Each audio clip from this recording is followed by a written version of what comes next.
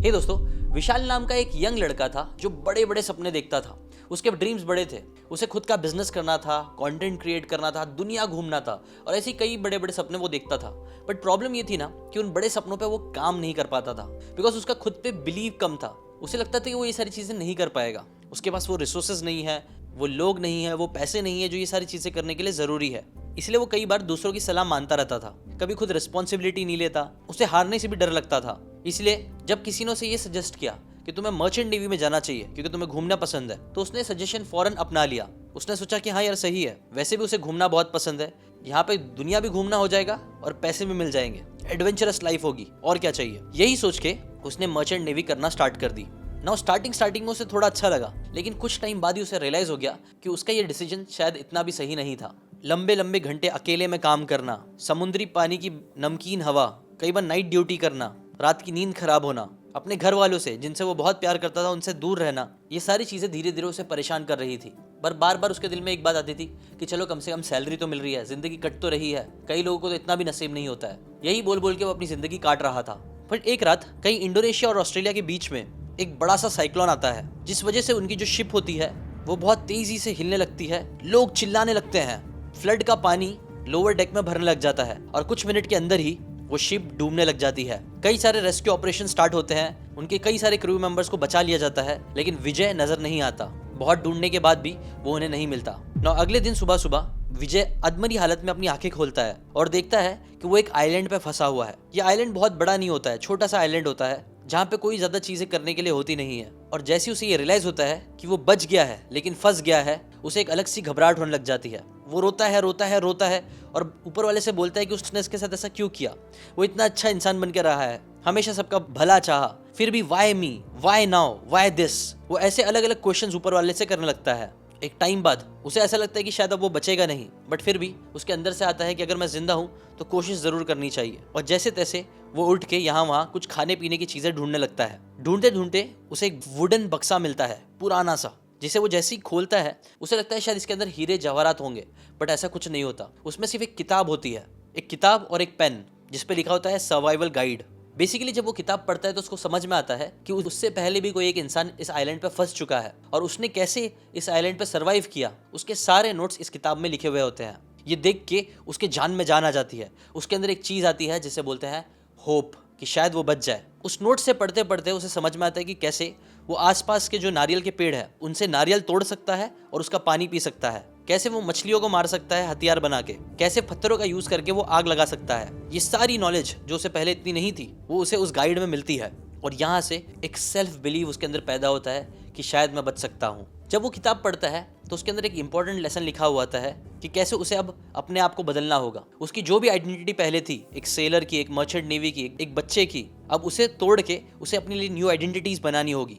कैसे एक टाइम था जब खाना पीना हर एक चीज के लिए वो घर वालों पे या दूसरों पे डिपेंड होता था, लेकिन अब वो अकेला था। हर चीज की रिस्पॉन्सिबिलिटी उसे खुद लेनी थी और इसीलिए उसे न्यू आइडेंटिटीज बनानी थी, जैसे कि मैं एक फिशरमैन हूँ जो मछलियां पकड़ सकता है, मैं एक बिल्डर हूँ जो नई चीजें बना सकता है, मैं एक स्ट्रैटेजिस्ट हूँ जो सर्वाइव करने के लिए स्ट्रैटेजीज बना सकता है, मैं एक सर्वाइवर हूँ जो मुश्किल से मुश्किल टाइम में सर्वाइव कर सकता है। और ये सारी न्यू आइडेंटिटीज जब उसने अपने आप को देना स्टार्ट करी, उसके ऊपर काम करना स्टार्ट किया, तो धीरे धीरे उसने अपने आप के अंदर एक ऐसे इंसान को ढूंढा जो उसे खुद नहीं पता था कि उसके अंदर छुपा हुआ है, जिसने उसको चैलेंज किया और रिक्रिएट किया। ऐसे ही धीरे धीरे दिन बीतने लगे, लेकिन विजय को एक बहुत प्रॉब्लम वाली चीज रियलाइज हुई। उसे रियलाइज हुआ कि उस किताब में जितने नंबर ऑफ ट्रीज लिखे हुए थे कोकोनट के जिससे वो पानी पी सकता है, वो रियलिटी में उससे बहुत कम बचे हैं। कई सारे पेड़ उसे जले हुए दिखे, कई सारे पेड़ उसे टूटे हुए दिखे जिसमें अब नारियल नहीं थे, 3-4 पेड़ ही थे जिसमें नारियल लगे थे और वो उसी के भरोसे जिंदा रह रहा था। बट ये सारी चीजों के बावजूद वो बहुत कॉन्फिडेंट फील करने लगा था, क्योंकि अब वो जहाँ पहले उसे सुबह जल्दी उठने जमता नहीं था, उसे अपने लिए कई सारी चीजें करने की जमता नहीं था, अब वो सारी चीजें खुद से कर रहा था। कभी जल्दी सुबह उठता शिकार के लिए ताकि अच्छी मछलियां मिल सके, कभी वो ऐसी इनोवेटिव चीजें बनाता जो उस किताब में भी नहीं लिखी थी, और ये सारी चीजें उसे प्राउड फील करा रही थी। अपनी खुद की नॉलेज उस किताब की नॉलेज को मिला के उसने अपने लिए अब एक छोटा सा घर बना लिया था उस आइलैंड में, समुंदर के पास, ताकि अगर कोई शिप वहां से आए जाए तो वहां से बैठे बैठे आराम से, बिना बारिश की फिक्र, बिना ठंड की फिक्र, उसमें से बैठ के शिप्स को देख सके। और जिंदगी अब थोड़ी सी आसान होने ही लगी थी कि तभी एक दिन एक भूकंप सा वहां पे आया और वो भूकंप से कई सारी बड़ी लहरें उस आइलैंड पे आने लगी। इनफैक्ट एक लहर तो इतनी बड़ी थी जिसने आते साथ उसके पूरे प्यारे से घर को तहस नहस कर दिया।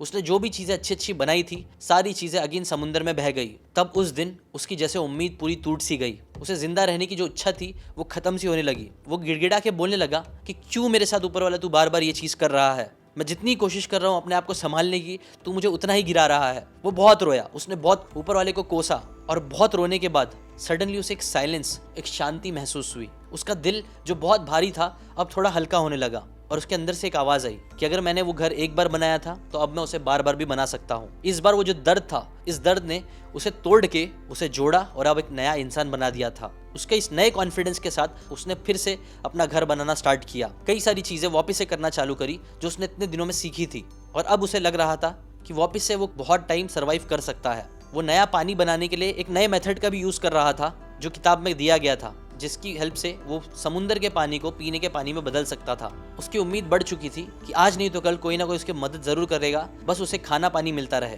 बट फिर अचानक एक दिन वापस से तूफान आता है और इस बार तूफान लहरें नहीं बल्कि बिजली गिराता है। और वो बिजली गिरती है ऐसी जगह जहाँ उसे नहीं गिरना था। वो एक आखिरी कोकोनट ट्री जिसमें कई सारे नारियल लगे हुए थे, जो उसको कई हफ्ते जिंदा रखने के लिए काफी था, उसी पे बिजली गिर जाती है और आग लगने की वजह से वो सारे नारियल खराब हो जाते हैं। वो पेड़ भी गिर जाता है। जब विशाल इस चीज को देखता है तो उसके आंख से आंसू निकलने लगते हैं। उसकी जो आखिरी उम्मीद थी वो पेड़, उसे लगता है अब वो भी खत्म हो गई। ये देखने के बाद अगेन ऊपर वाले से पूछता है कि तूने मेरे साथ ऐसा क्यों किया। मैं इतनी मेहनत से मैंने अपने लिए हर एक चीज वापस से करी। मेरा आखिरी एक उम्मीद बची हुई थी जिंदा रहने की, कोकोनट के झाड़, तुमने वो भी जला डाले। अब लगता है तुम चाहते ही नहीं हो मैं जिंदा रहूं, तो ठीक है यही सही। और रोते रोते वो सो जाता है। अगली सुबह जब वो जागता है तो एक जोर से आवाज आती है, एक शिप की आवाज। वो फौरन दौड़ा दौड़ा जाके देखता है कि आवाज कहाँ से आ रही है। दूर वो देखता है एक शिप उसकी तरफ बढ़ते जा रही है। उसकी खुशी का ठिकाना नहीं रहता है। वो चिल्लाता है, अपने कपड़े निकाल के आग लगा के उनको और अपनी तरफ बुलाता है और थोड़े टाइम में ही वो शिप उनके पास आ जाती है। और वो पूछता है मैं यहाँ पे हूँ, आपको कैसे पता चला। शिप का जो कैप्टन होता है वो बोलता है तुमने तो कल सिग्नल भेजा था, हमने उस सिग्नल को देख के ही तुम्हारे पास हम आए हैं। तो विशाल थोड़ा सा कंफ्यूज होता है। वो बोलता है मैंने तो कोई सिग्नल नहीं भेजा था। कैप्टन बोलता है हाँ तुमने भेजा था, कल इस आइलैंड पे मैंने देखा एक बड़ी सी आग लगी हुई थी। हम समझ गए कि वहाँ कोई ना कोई होगा जिसने आग लगाई है, तो इसीलिए हम वहाँ पे चेकआउट करने के लिए आए और हमारा अंदाजा सही था, तुम यहाँ पे फंसे हुए थे। तब विशाल को समझ में आता है कि कल जो बिजली गिरी हुई थी वो असल में ऊपर वाले ने उसे खत्म करने के लिए नहीं बल्कि उसकी नई जिंदगी की शुरुआत करने के लिए वो किया था। वो चीज जो विशाल को लग रहा था उसे खत्म कर देगी, असल में वही चीज उसकी नई जिंदगी की एक शुरुआत हुई। और शुरुआत ऐसी वैसी नहीं थी, बहुत ग्रैंड थी। इसके बाद जब विशाल को वापस से इंडिया छोड़ा गया तो वो एक कंप्लीटली डिफरेंट इंसान बनके वहां पहुंचा था। अब वो एक डरपोक डरा हुआ इंसान नहीं था जो सिर्फ दूसरों की हाँ में हाँ मिलाता था। अब वो एक confident, discipline, resourceful, fearless warrior बन चुका था। हर स्टोरी, हर न्यूज उसे ही कवर कर रही थी कि कैसे कई महीनों तक इस आदमी ने अकेले सरवाइव किया। इंटरव्यूज, न्यूज, पॉडकास्ट, हर कोई बस उसके पीछे ही था। मिलियंस ऑफ लोगों ने उसे फॉलो करना स्टार्ट कर दिया। बड़े बड़े फिटनेस ब्रांड ने उसे स्पॉन्सर करना चालू कर दिया। इनफैक्ट उसने खुद की बुक लिखी, उसने अपना बिजनेस स्टार्ट किया और लैक्स ऑफ लोगों के लिए वो एक इंस्पिरेशन बना। और ये सारी चीज़ें जब हो रही थी तब सडनली उसे रियलाइज़ हुआ कि कैसे ये सारी चीज़ें जिसके लिए वो ऊपर वाले को बहुत कोस रहा था, रो रहा था कि उसके साथ उसने ऐसा क्यों किया, अगर वो सारी चीज़ें नहीं हुई होती तो आज उसके जो सबसे बड़े सपने थे, बिजनेस करना, कंटेंट बनाना, दुनिया घूमना, वो सारी चीज़ें नहीं हो पाती। तब उसे एक लाइन समझ में आई कि God has a plan for everyone, you just need to believe in him and take actions. अब देखो दोस्तों, ये जो स्टोरी थी ना वो सिर्फ कहानी नहीं थी, इसमें 7 पावरफुल लेसन्स छुपे हुए थे जो एक एक करके मैं आपको बताता हूँ। और ये लेसन्स भी रैंडम नहीं थे, वो इस बुक से लिए गए लेसन्स थे, द आर्ट ऑफ वर्क। हो सकता है ये कहानी आपको अच्छी लगी हो सकता है इस कहानी ने आपके अंदर कुछ तो एक उम्मीद, एक इमोशन जगाया हो, लेकिन सच बात तो है कि ये इमोशंस तब तक आपके काम नहीं आएंगे जब तक आप इसको प्रैक्टिकली अप्लाई करना नहीं सीखते हो, जब तक आप इन कॉन्सेप्ट्स को समझ के अप्लाई करना नहीं चालू करते हो, रियल फ्रेमवर्क। और वहीं पे आती है ये बुक। इस बुक के अंदर डिटेल में बताया गया है कि कैसे आप इन लेसन्स को, जो मैं अभी आपको थोड़ी देर में बताऊंगा, उन 7 लेसन्स को अपनी लाइफ में अप्लाई कर सकते हो और करना भी चाहिए। देखो 7 लेसन्स तो मैं आपको यूँ बता दूंगा, लेकिन बात यह है ना कि सिर्फ यूँ बताने से रियल फ्रेमवर्क को समझ नहीं पाओगे, इंप्लीमेंट नहीं कर पाओगे। इसलिए इस बुक को ज़रूर पढ़ना। बट अगर ये बुक नहीं भी पढ़ सकते हो, बिकॉज मुझे पता है ये 212 पेज की बुक है, जिसे अगर ऑन एवरेज 200 वर्ड्स या 250 वर्ड्स भी पर मिनट पढ़ोगे तो भी आपको मिनिमम 4 से 5 घंटे लग जाएंगे। अब मुझे पता है 5 घंटे इस किताब को पढ़ना आपके लिए इतना शायद पॉसिबल ना हो, इसीलिए मैंने क्या किया, हमने आपके बिहाफ में इस पूरी बुक को पढ़ा, चैप्टर बाय चैप्टर। जो 7 लेसन्स, पावरफुल लेसन्स इस स्टोरी में सीखने मिलेंगे आपको, उसको डिटेल में हमने समराइज किया ताकि आप 2026 को अपनी जिंदगी का बेस्ट साल बना सको। और वैसे तो ये बुक है, अगर आप खरीदने जाओगे तो 600 रुपए की मिलती है और उसको पढ़ने जाओगे तो 5-6 घंटा तो आपको लग ही जाएगा आराम से। और 5-6 घंटा वो भी एक साथ बैठोगे तो, और ऑब्वियसली आप 5-6 घंटा एक साथ तो नहीं बैठोगे, आराम से पढ़ोगे तो शायद आपको हफ्तों भी लग जाए। लेकिन गेस व्हाट, ये पूरी किताब को आप सिर्फ एक दिन में खत्म कर सकते हो अपने पैसे और अपने टाइम बचाते हुए। कैसे? एक चीज का यूज करके जिसे बोलते हैं समरी बोर्ड, जो हमने बहुत मेहनत से बनाया है आपके लिए। समरी बोर्ड में आप नेटफ्लिक्स पे कैसे एक सीरीज देखते हो, वैसे इस किताब को एक सीरीज की तरह देख के कुछ घंटों में इस पूरी किताब की बातों को अच्छे से सीख सकते हो और अपनी लाइफ में वो 7 फ्रेमवर्क्स को अप्लाई कर सकते हो जो इस बुक का क्रक्स भी है। सो अभी जाके उसका सब्सक्रिप्शन ले लीजिए। एंड ऑफ ईयर सेल में हमने इसको अभी के लिए सिर्फ 99 रुपीज़ में रखा है। मतलब ये 600 की किताब की बात है, आप सिर्फ 99 रुपये में सीख सकते हो। और इतना ही नहीं, ऐसी और अमेजिंग 70 किताबों को वेब सीरीज के फॉर्मेट में, एनिमेटेड नेटफ्लिक्स की सीरीज के फॉर्मेट में, वीडियो फॉर्मेट में हमने आपके लिए कन्वर्ट किया है। सारी किताबें आपको 99 रुपये के सब्सक्रिप्शन में मिल जाएगी। हर महीने हम नई किताब ऐड करेंगे, प्लस हर महीने मैं आपके साथ लाइव आके इन किताबों की बातों को अपनी लाइफ में कैसे अप्लाई कर सकते हैं उसकी स्ट्रैटेजीज भी शेयर करूंगा जो मैंने खुद पिछले 10 सालों में सीखी है। तो इसलिए अभी जाइए, सब्सक्राइब करें। स्टार्टिंग के 200 लोगों को मेरे साथ लाइव आने का भी मौका मिलेगा, तो गो सब्सक्राइब नाउ। अभी आते हैं वो 7 लेसन्स पे जो इस स्टोरी में और इस किताब में सिखाए गए हैं। देखो दोस्तों, याद रखो ये कोई ऑर्डिनरी बुक नहीं है। ये बुक आपको सिखाएगी कैसे आप अपने पर्पस को फाइंड आउट कर सकते हो, अपनी कॉलिंग कैसे पहचान सकते हो, कैसे पेन, दर्द जो आपकी जिंदगी में आपको मिल रहा है वो एक्चुअल में डायरेक्शन है आपकी ड्रीम लाइफ तक जाने का, कैसे आपके फेलियर्स एक्चुअली आपके सिग्नल्स हैं, कैसे आप मैग्नम ओपस अप्लाई कर सकते हो, वो क्या है मैं आपको बताता हूँ। बट पहले आते हैं उन 7 लेसन्स पे जो स्टोरी और ये किताब सिखाती है। पहला lesson, listen to your life. कई बार है ना, जिंदगी आपको ना हिंट्स देते रहती है कि आपको क्या करना चाहिए, क्या नहीं करना चाहिए। अगर आप इन हिंट्स को मिस करोगे तो आप ऐसी लाइफ जीते रहोगे जो आपको नहीं जीनी है, जैसे विजय जी रहा था। Second lesson, accidental apprenticeship. अगर आपको अपनी ड्रीम लाइफ तक पहुंचना है तो आपको किसी गुरु की जरूरत है, और ये गुरु कई बार एक्सीडेंटल होता है। कोई आपको वीडियो के फॉर्मेट में मिल जाएगा, कोई किताब के फॉर्मेट में गुरु मिल जाएगा आपको, कोई वर्कशॉप, वेबिनार के थ्रू। बेसिकली आपको एक टीचर की जरूरत पड़ेगी, जो हो सकती है आपकी डायरी, कोई एक स्ट्रेंजर, कोई एक आइलैंड, कोई मेंटरशिप, जो आपके पास होना जरूरी है। Third, painful practice. कई बार अपनी लाइफ में बड़ी चीजें अचीव तभी करोगे जब आप पेनफुल चीजों से गुजरोगे। मास्टरी तब नहीं मिलती जब आप कंफर्ट जोन में रहते हो। जैसे जब विजय अपने कंफर्ट जोन के हिसाब से एक्शंस ले रहा था तब तक उसने ग्रो नहीं किया, बट जैसे ही उसे जिंदगी में बड़े पेन्स मिले, तकलीफ मिली, तभी उसके अंदर चेंजेस आए। Lesson 4, building bridges. कई बार अपनी लाइफ को ट्रांसफॉर्म करने के लिए, नेक्स्ट लेवल पे लेके जाने के लिए आपको अपने अंदर स्किल्स को डेवलप करना पड़ेगा। और शायद वो कोई एक स्किल ना हो, कई सारी स्किल्स हो जो आपको जिंदगी के एक फेज से दूसरे फेज में लेके जाए। जैसे विशाल ने भी एक स्किल सीखा, बट सर्वाइव करने के लिए फिर उसने दूसरे स्किल्स भी सीखे, और सब कुछ एट द एंड कनेक्ट किया, क्योंकि वो सारी स्किल्स ने ही फिर उसको एक अच्छा बिजनेसमैन, एंटरप्रेन्योर, कंटेंट क्रिएटर बनने में हेल्प करी।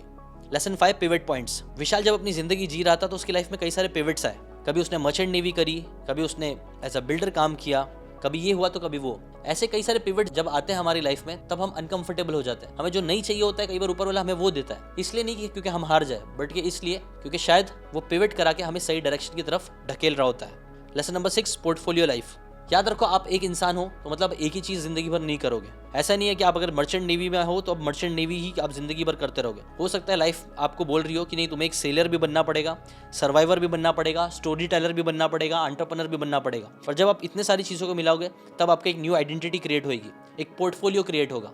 और लास्ट, मैग्नम ओपस। इस बुक में ऑथर बताते हैं ना कि हर इंसान के अंदर एक मास्टरपीस है, एक कुछ तो छुपी हुई चीजें हैं, कला है, एक ऐसी जर्नी है, उसका एक ऐसा मिशन है जो सिर्फ वो इंसान ही पूरा कर सकता है। आपका भी एक ना एक मैग्नम ओपस होगा, लेकिन वो मिशन आपको मिलेगा कैसे, वो चीज ये बुक सिखाती है। यही थे वो 7 लेसन्स जो आपने विजय की स्टोरी से भी सीखे होंगे। नहीं सीखे तो वापस से स्टोरी सुनना, आपको समझ में आ जाएगा। ऐसे अगर आप भी 2026 में अपनी ड्रीम लाइफ अचीव करना चाहते हो तो इस बुक को जाके जरूर खरीदो, पढ़ो। अगर आपको लग रहा है खरीद के नहीं पढ़ पाओगे तो कोई बात नहीं, समरी बोर्ड का सब्सक्रिप्शन सिर्फ 99 रुपये का है, जाके ले लीजिए। और ट्रस्ट मी, सिर्फ इस बुक को जाके पूरा कंज्यूम करो, आपकी माइंडसेट, आपकी लाइफ चेंज गारंटीड हो जाएगी। क्योंकि फिर आपके पास टाइम नहीं है, इंग्लिश टफ लगती है, ये सारी चीज़ों का कोई बहाना नहीं है, क्योंकि हमने सिंपल वर्ड्स में, वीडियो फॉर्मेट में इस बुक को कन्वर्ट कर दिया है आपके लिए। वीडियो फॉर्मेट में इतना सिंपल बना दिया है कि 5 साल का बच्चे से लेकर 60 साल का बूढ़ा इंसान भी इस किताब को आराम से कंज्यूम करके उसकी बातें सीख सकता है। अभी जाइए चैप्टर बाय चैप्टर इसकी समरी देख लीजिए। बस आज के लिए इतना ही, मिलते हैं नेक्स्ट वीडियो में, बाय बाय।